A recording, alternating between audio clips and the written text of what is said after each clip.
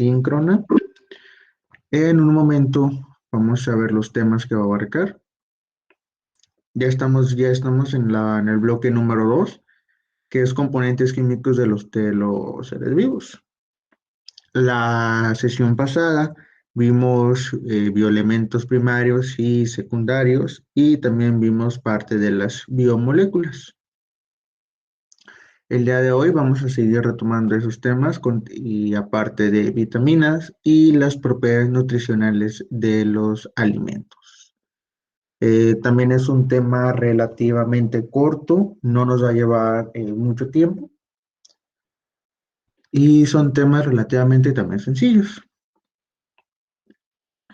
Uno de los primeros bioelementos que vamos a ver son las proteínas. Su nombre significa primer orden o primera fila. Y aparte de ser un componente estructural de la célula, es decir, que le da su forma, su firmeza, prácticamente está en su estructura. Eso también las proteínas, cuando regulan las reacciones químicas que se llevan a cabo dentro de la célula, es una enzima, ya que funciona como un biocatalizador, es decir, ocasiona que estas reacciones se puedan llevar a cabo más rápido o en un menor tiempo, sean proteínas como estructuras en la célula o como enzimas. Ya cuando actúan como enzimas, eso quiere decir que regulan reacciones químicas. Y las proteínas son unas macromoléculas que está formado por polipéptidos. Un péptido es una cadena de aminoácidos, entonces son muchas cadenas de aminoácidos las que forman las proteínas. Aquí está un ejemplo visual. Cada bolita es un aminoácido. Ahorita vamos a ver qué son los aminoácidos. Entonces, una cadena de aminoácidos forman un péptido. Y toda nuestra proteína es un polipéptido, es decir, que son muchas cadenas de aminoácidos. Y los aminoácidos en los péptidos están unidos por un enlace peptídico, que es el hidrógeno y el grupo hidroxilo, que aquí está uniendo la glicina con la alanina. Se unen con el enlace peptídico. En el caso de los aminoácidos, en las proteínas principalmente participan 20. Y estas proteínas están abundantes en los productos tanto de origen animal y origen vegetal.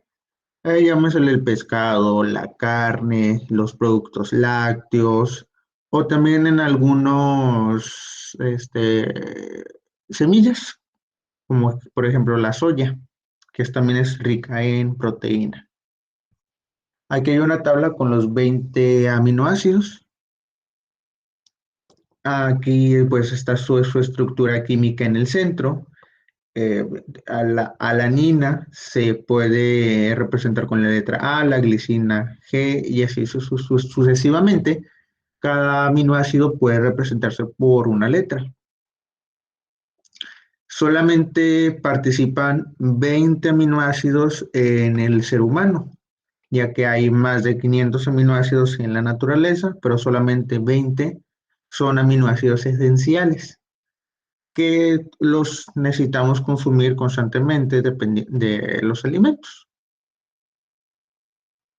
Y pues cada aminoácido tiene propiedades químicas diferentes. Por ejemplo, algunos son alifáticos, los rojos, hay algunos que son aromáticos, algunos que tienen características ácidas, otros básicas, algunos que son con su grupo hidroxilo, algunos son sulfurados, es decir, que tienen azufre, algunos otros tienen más grupos amino y hay unos aminoácidos que son más esenciales que otros. Retomando el tema de las proteínas, tienen diferentes estructuras. Por ejemplo, la estructura primaria de la proteína es como la que le mencioné hace un momento. que parece un collar con puras cuentas o cuencas. Es simplemente una cadena de aminoácidos. Cada esferita es un aminoácido. Y ya tenemos una segunda estructura. Y esto ocurre cuando pues ya los aminoácidos interactúan entre sí a través de enlaces de hidrógeno. Y en la segunda estructura podemos ver dos conformaciones. Una conformación que se le denomina hoja plegada, como su nombre lo dice, es como si fuera una tira de papel plegada entre sí, tal cual aparece en la imagen. Y la otra conformación se le conoce como hélice alfa. Es como un serpentín, como una viborita, y esas son las dos conformaciones que se encuentran en la estructura secundaria de las proteínas. Tenemos una tercera, que es estructura terciaria, y esto ocurre cuando están las dos conformaciones. En una misma, pues, en una proteína podemos distinguir las dos conformaciones, tanto la conformación de hélice alfa y la conformación de hoja plegada. Las podemos distinguir. Y ya en una estructura cuaternaria es cuando tenemos dos o más cadenas de aminoácidos. Ya podemos distinguir de dos cadenas independientes de aminoácidos. En la estructura terciaria participan los puentes de hidrógeno y los puentes de disulfuro, que eso les da la facilidad de poderse distinguir entre las dos conformaciones. Aquí está una tablita que es igual a lo que vimos hace un momento, que está la estructura primaria, que todos sus aminoácidos se encuentran en una pues cadena lineal. Podemos distinguir los aminoácidos entre sí. La secundaria ya forman las dos conformaciones, la hoja plegada y la de hélice. Y aquí hay un ejemplo donde lo podemos encontrar este tipo de estructuras. Por ejemplo, la queratina que se encuentra en el pelo, en las uñas y en la piel, tienen esta conformación o esta estructura secundaria. La terciaria, pues la misma cadena se mezcla entre sí y ya podemos ver pues las dos estructuras, que está en hormonas, anticuerpos y algunas enzimas. Y a la cuaternaria, que son dos o más cadenas de polipéptidos que se unen y forman una proteína más grande. Un ejemplo de ellos es la hemoglobina. Otro tema muy importante es la desnaturalización de la proteína. Como hemos visto en las imágenes anteriores, podemos encontrar la proteína que cuenta con esta forma, que está toda plegada entre sí, toda revuelta. Hay agentes físicos y químicos. Físicos, por ejemplo, calor, el pH, la presión o la radiación. Y hay agentes químicos que, que ocasionan estos cambios. Por ejemplo, ya en el pH, si colocamos algún ácido o alguna base o alguna otra sustancia química, ocasiona estos problemas. Y la desnaturalización es nada más que la proteína desplegada, la proteína lineal.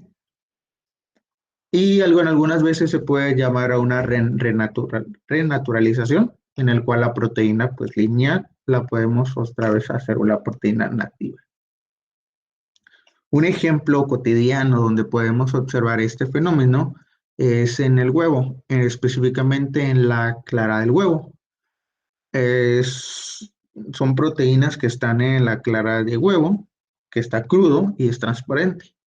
Una vez que nosotros lo sometemos a un agente físico, que es el calor, podemos observar que se empieza a poner de un color blanco. Esto significa que las proteínas que están presentes en la clara del huevo se están desnaturalizando. por eso torna esa coloración. Sin embargo, no los podemos renaturalizar enfriándolo, ya que en el caso del huevo este cambio pues es irreversible.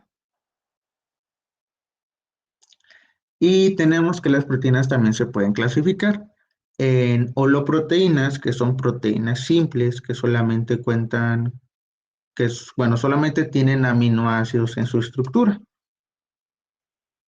Y las heteroproteínas, que son proteínas conjugadas, tienen otra molécula que no es un aminoácido, que se le llama grupo prostético. Por ejemplo, la hemoglobina es una heteroproteína. ¿Por qué? Porque en su centro tiene el ion hierro. Y así cualquier otra estructura que tenga algún ion metálico en el centro se le denominaría heteroproteína. Eso es un pequeño repaso. Solamente es leer las funciones de las proteínas, la función estructural, la acción enzimática, que son solamente conceptos, son conceptos muy fáciles. Y ahora entramos en tema de la cuestión del material genético. Para empezar, vamos a comprender un poco más qué son los ácidos nucleicos. Son macromoléculas pues, que transfieren la información genética y estas pueden codificar para más proteínas. Ahorita vamos a ver cómo lo pueden hacer. Y los ácidos nucleicos son cadenas largas de nucleótidos. Un nucleótido es un azúcar de 5 carbonos que normalmente es ribosa o es desoxirribosa. Ahí viene el nombre de ARN o ADN. También tienen un grupo fosfato y una base nitrogenada. En el caso del ADN, por eso tiene un desoxirribosa, que es la letra D, y esta contiene todo el material genético que se va a heredar a las próximas, pues, básicamente que se va a heredar. Y son los genes que se encuentran dentro del cromosoma. Y podemos ver que es como una escalera torcida que tiene, pues, ahorita los vamos a ver más adelante. Y también está el ARN, R de ribosa. Y esto solamente es un intermediario que transcribe la información del ADN. Y es una media escalera, por así decirlo, solamente. El ADN es una hélice completa, una escalera completa. Y el ARN es como si fuera media escalera, también torcida. Hay una tabla comparativa que tenemos ADN y ARN. Tiene su base nitrogenada, pentosa y un grupo fosfato. En el caso del ADN es desoxirribosa y en el ARN es ribosa. Ahí viene de ribonucleico y desoxirribonucleico. El ADN está formado por dos nucleótidos paralelos, forma una escalera, y el ARN pues solo es una cadena sencilla. No es helicoidal. Helicoidal pues es que tiene la forma de hélice. En el ADN tiene bases nitrogenadas, que tienen adenina, guanina, citosina y tiamina. Y aquí está, su pentosa es desoxirribosa, fosfato. Y el ARN tiene las mismas, adenina, guanina, citosina, excepto que ya la timina en el ARN se llama uracilo. Cambia su estructura química y es otro compuesto. Y su pentosa es ribosa fosfato.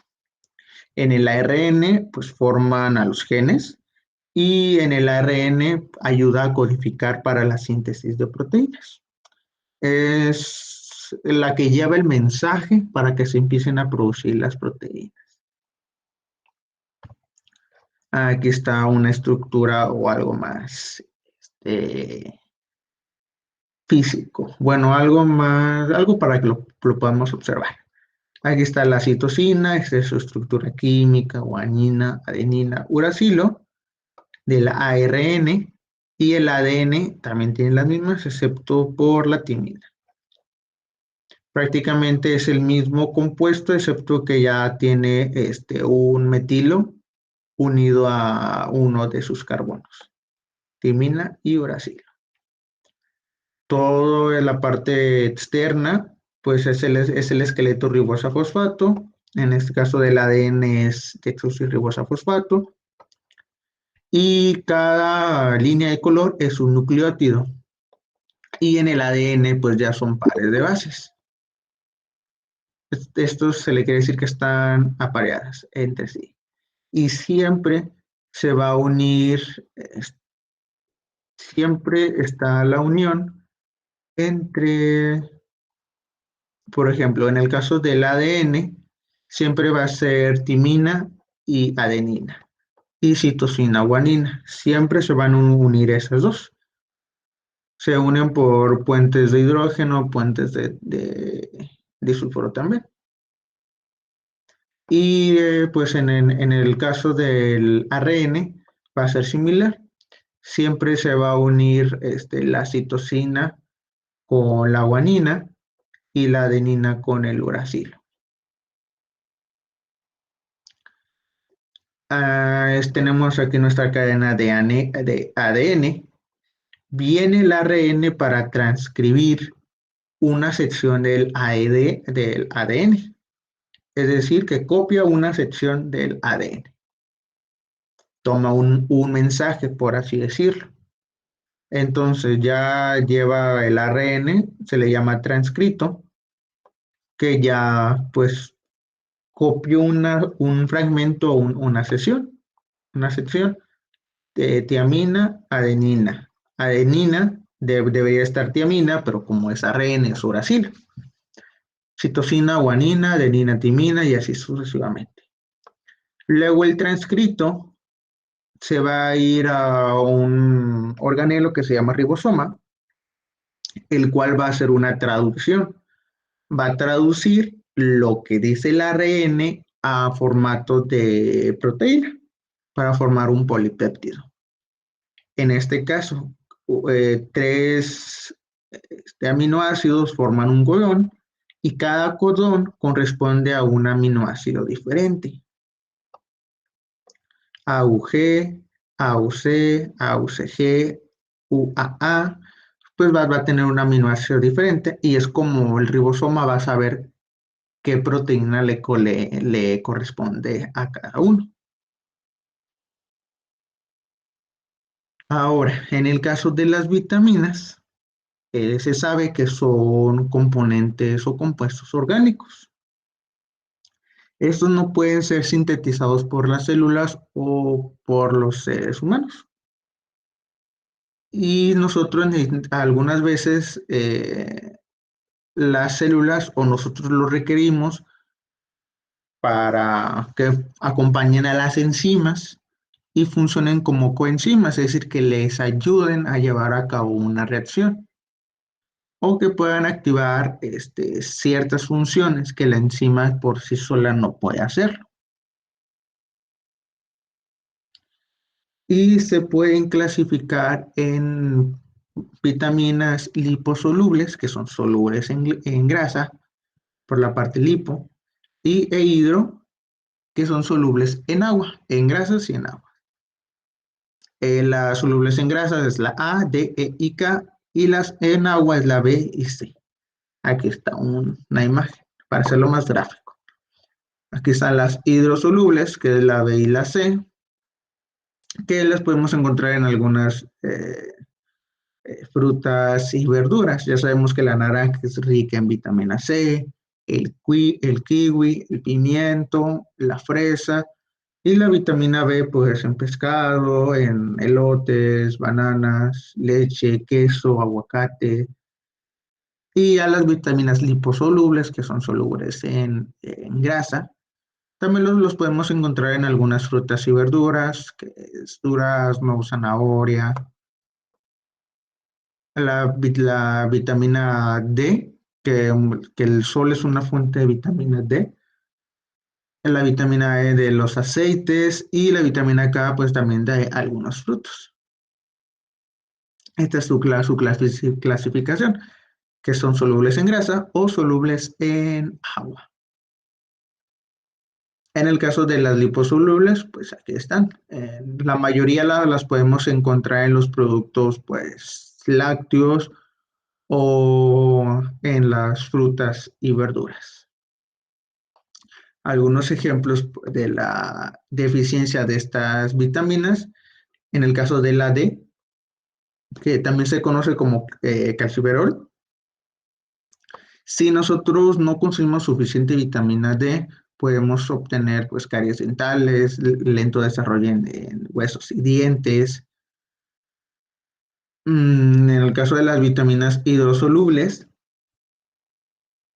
hay muchas pues, clasificaciones o variantes de la vitamina B. Por ejemplo, está la temina, riboflavina, entre otros.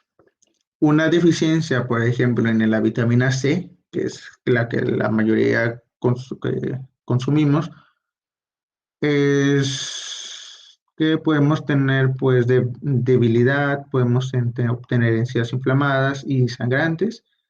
La vitamina B1, una deficiencia puede ser la parálisis parcial de los músculos, trastornos digestivos, poco apetito, fatiga muscular o parálisis de las extremidades.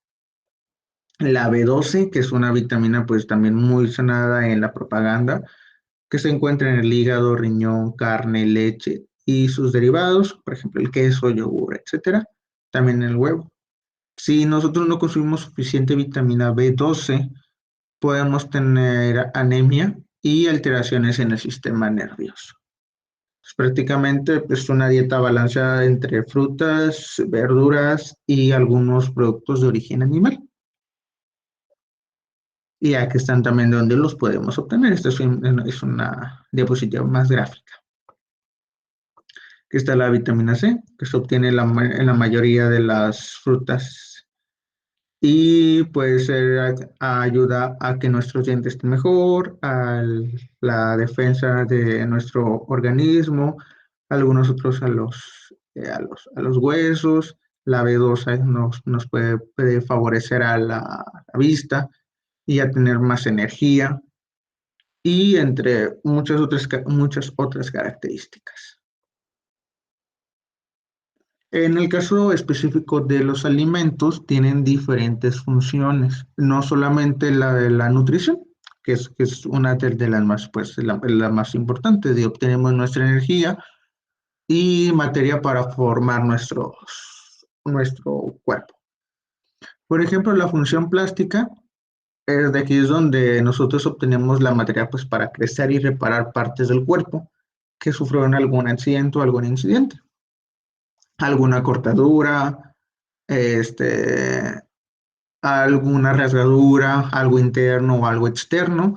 De la función plástica es donde pues obtenemos materia para poder reemplazar las partes que no funcionan por partes nuevas. Y esta función plástica se obtiene de las proteínas y los minerales. Por eso es muy importante consumir la proteína que necesitamos o una proteína. Se obtiene del pescado, de la carne, de la leche, el queso, del huevo. Hay que variar. A ver, acabo de ver una pregunta. Bueno, ahorita las respondemos al final. Y bueno, también es importante pues variar el consumo de proteína, no solamente obtener la proteína de la carne, sino variar de dónde se obtiene la proteína. En el caso de la función energética, principalmente se obtiene de los carbohidratos y de las grasas. Los carbohidratos de los cereales, de las pastas, etcétera, y también las grasas pues, de algunos animales, aguacate, etcétera. Prácticamente de aquí es donde obtenemos la energía necesaria para que nosotros podamos realizar nuestras actividades. Y también tenemos una función que es reguladora, que nos ayuda pues, a regular las funciones de nuestro organismo. que aquí es donde participan ya las vitaminas y los minerales.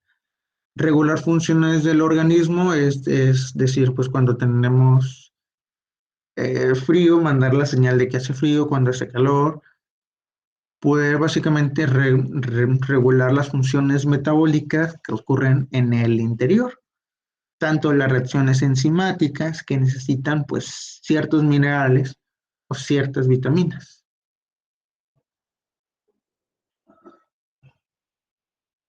Aquí hay otro ejemplo.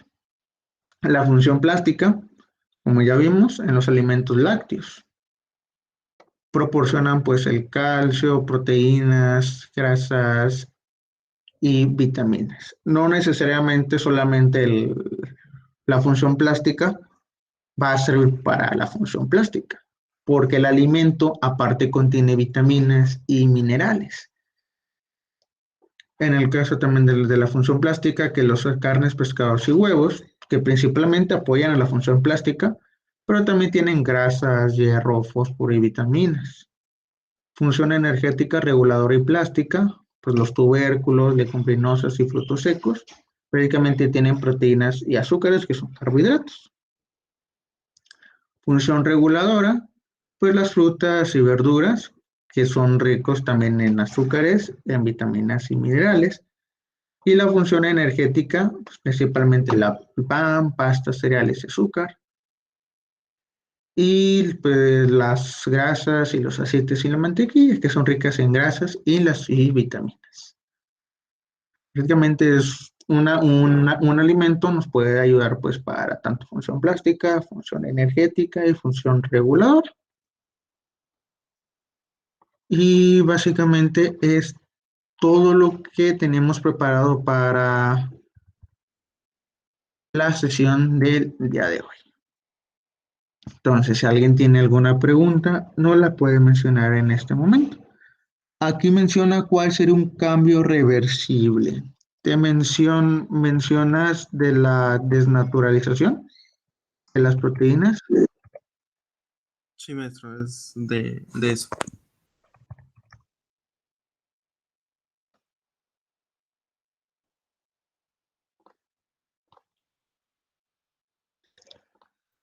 Ok, en el cambio de un cambio reversible, algunas proteínas suelen ser muy, por así decirlas, estables. Entonces, si le afecta algún cambio físico, estas proteínas pueden volverse a reestructurar y así no pierden su función su función o su actividad enzimática. Pueden seguir siendo funcionales aun y cuando se desnaturalicen. Se desnaturaliza, vuelven a las condiciones donde están naturales, se vuelven a reestructurar y siguen obteniendo esa actividad enzimática. Pero son enzimas, la verdad, muy raras. Sinceramente, yo no he trabajado con ese tipo de enzimas, pero también se conoce ese fenómeno. De hecho, bueno, en otro grupo de investigación estaban tratando con enzimas, bueno, con proteínas enzimas que trabajan a temperaturas muy altas. Estamos hablando de 80 a 100 grados Celsius. Que esas proteínas o enzimas las producen bacterias que normalmente su medio ambiente es así, que viven en volcanes, que viven en zonas pues con muy altas temperaturas. Y así también hay enzimas que trabajan a temperaturas de -0 grados, que son bacterias que se encuentran en el polo norte, por polo sur, en el Ártico. Entonces hay un gran marco de referencia, hay un paso gigantesco entre el funcionamiento de distintas proteínas y distintas enzimas. ¿Y alguien más? ¿Alguna otra pregunta?